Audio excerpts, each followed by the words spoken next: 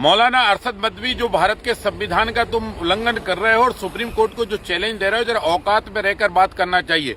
अपराधी पैदा करो, जिहादी पैदा करो और बलात्कारी पैदा करो, थूक जिहाद करो, लव जिहाद करो, लैंड जिहाद करो, हिंदुस्तान के खिलाफ आतंकवाद का समर्थन करो।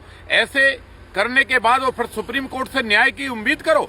क्या तुम आतंकवाद फैलाओगे, हिंदुस्तान में निर्दोषों की हत्या करोगे और सुप्रीम कोर्ट तुमको बिरयानी खिलाएगा? सुप्रीम कोर्ट तुमको फांसी के फंदे पर लटकाएगा। अरशद मदनी, जो तुमने बदतमीजी की है, इस बदतमीजी को जरा होश में रखिए। और इस तरह की लैंड जिहाद, लव जिहाद और जो है इस देश में जो है अमन शांति को भंग करने वाले मौलाना, कान खोलकर सुन लो। अगर तुमने भारत के संविधान का उल्लंघन किया, बाबा साहब अम्बेडकर के संविधान का उल्लंघन किया, तुमने न्यायपालिका पर सवाल खड़ा किया, मैं सर्वोच्च न्यायालय से भी प्रार्थना करूंगा कि इस तरह के देशद्रोहियों को सो मोटो का जो है केस रजिस्टर्ड करके जेल के अंदर डालो। ये भारत के अंदर नए नए जिन्ना पैदा हो रहे हैं, ये भारत में अलगाववाद पैदा करना चाहते हैं, भारत के मुसलमानों को भड़काना चाहते हैं, अपनी रोटियां सेकना चाहते हैं, मुसलमानों से देश में आग लगवाना चाहते हैं। ये थूक जिहाद, लव जिहाद और लैंड जिहाद और सुप्रीम कोर्ट पे सवाल खड़ा करना चाहते हैं। तुम आग लगाओ और सुप्रीम कोर्ट तुमको बरी कर दे।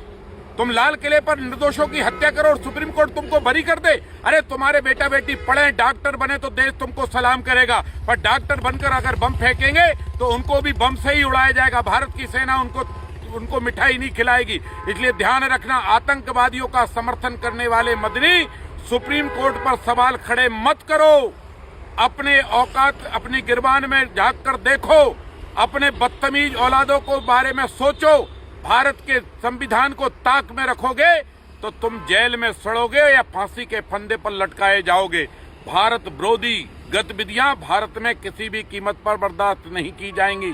तुमने भारत के संविधान का, भारत के न्यायालय का अवमानना की है और तुमने भारत में लैंड जिहाद, लव जिहाद, आतंकवाद और थूक जिहाद जैसे शब्दों को, जिहादी शब्दों को मान्यता देकर इससे ये साबित कर दिया है कि तुम्हारी मानसिकता हिंदुस्तान में आग लगाने की है। और हिंदुस्तान की मानसिकता भी क्लियर है कि अब आग लगाने वालों को ही हिंदुस्तान जलाएगा और खत्म करेगा।